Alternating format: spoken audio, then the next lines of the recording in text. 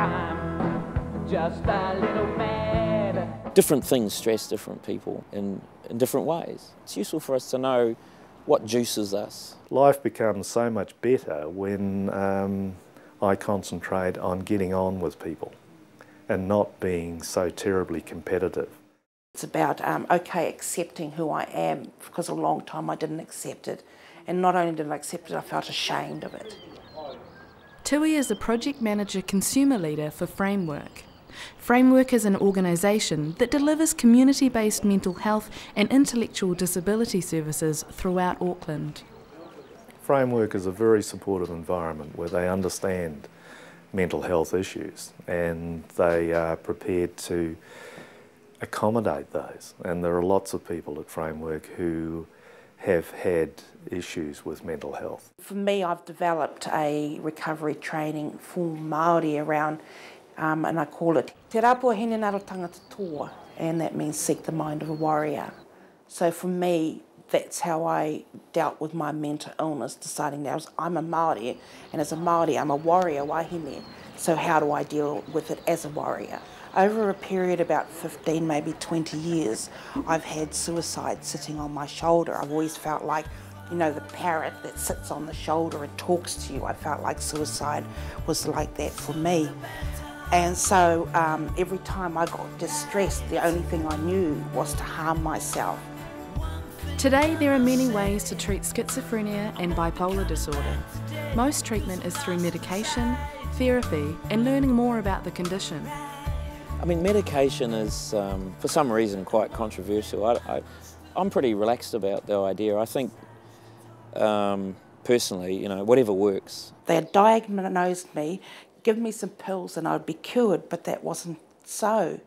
And then when I wasn't doing what, or you know, my clinicians saying you do this, you do this, you do this, but every time I did it, it didn't work, and things just got worse for me rather than better. There isn't a magic bullet that some psychiatrist isn't going to be able to prescribe something that's going to keep me well. And you know, I've had a laugh with Tui, who is appearing on this program as well, that both of us, not knowing each other until just recently, but both of us had the attitude that if we went into hospital, you know, they'd sort it all out for us and we'd come out absolutely brimming with health. I've got a saying that, you know, for every nut there's a spanner. You just got to find the right one. Rocky is now medication free and working on Waiheke Island as a taxi driver. I don't really understand fully what the chemistry of lithium was on my brain, and I think a lot of people don't either, but they do know it works. So that was a risk in coming off, but I haven't had any adverse effects, adverse reactions. Rocky found recovery through support groups and a loving relationship. My recovery has been driven by myself. I've made decisions which have been good for me. During my rehabilitation from my 4th episode, I actually became connected to support groups. And I always remember the first meeting I went to, and I was quite depressed. When I got home, I thought, nah, this is definitely not for me. I just can't relate to these people. I don't know, they're not going to help me. I think they're all fairly unwell. So that was a pretty harsh judgment to make on that group of people. 3 weeks later, I decided to give it another go. And I think that was a pretty crucial point in my recovery. I was actually getting help from that group. Rocky is Sonia's partner. They live together on Waiheke Island. Their support for each other helps them to cope with their mental illness. I've had my moments since I've been on Waiheke. I still get sad sometimes. I did have a phase about a year into when I first came to the island where I took a drug overdose.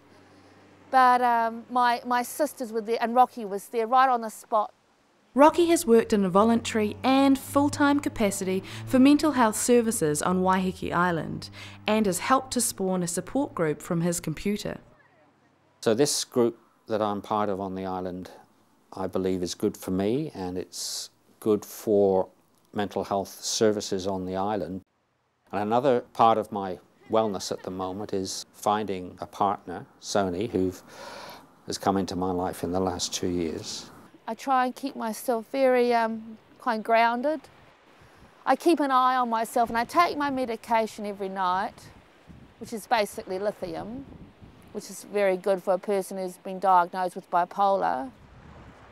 And honestly, on Waiheke, to come down and sit by the sea or go for a walk along the beach, I find that very therapeutic. This is just heaven to me. And every summer I swim in the sea and I play in the water and I walk along the beach. And I just feel it's just very therapeutic.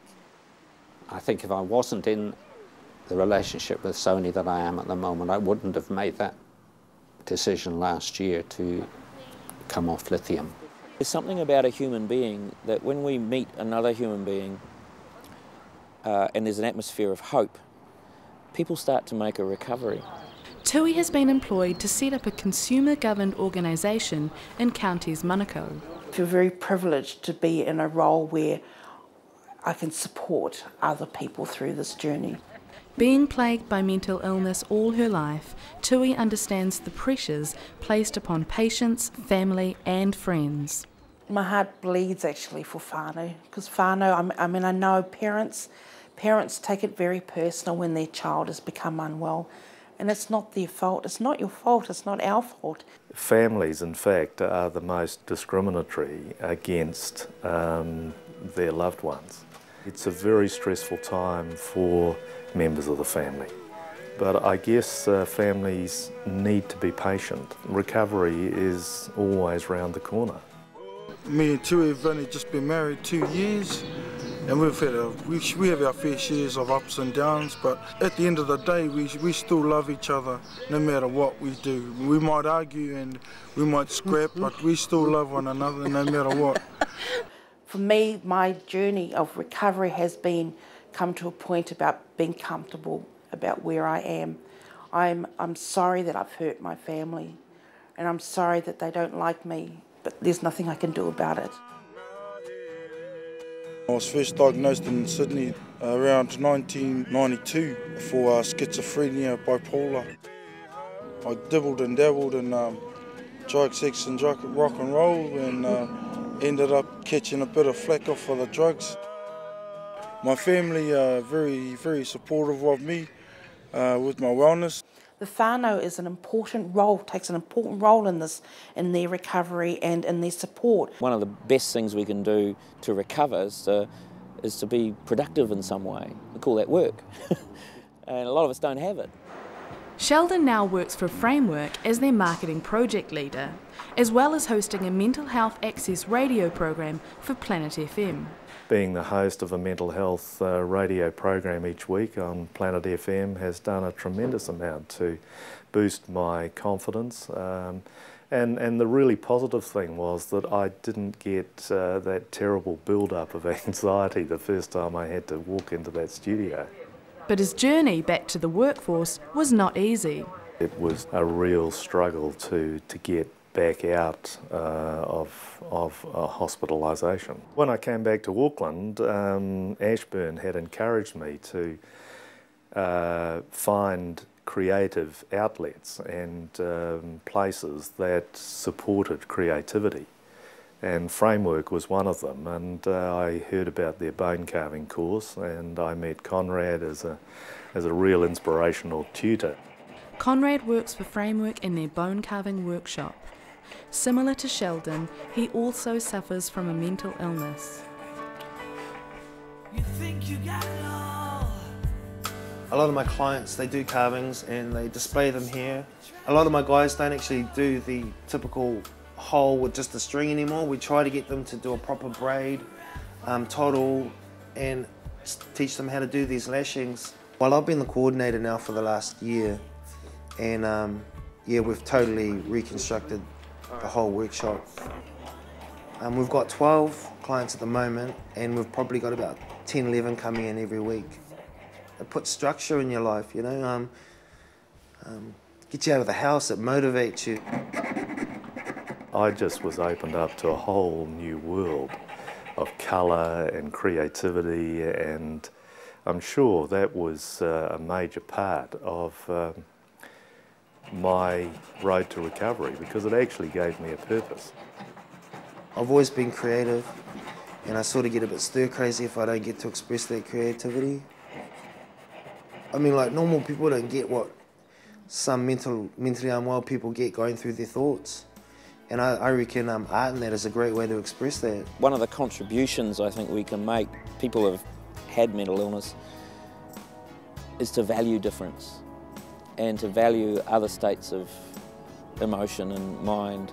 Depression, if it isn't already, will be the world's #1 illness very soon. It's about not giving up, take it a day at a time, accepting who we are and taking pride in who we are, and taking pride in our talents and our skills, identifying our talents and skills, identifying our strengths. Don't worry about what we can't do.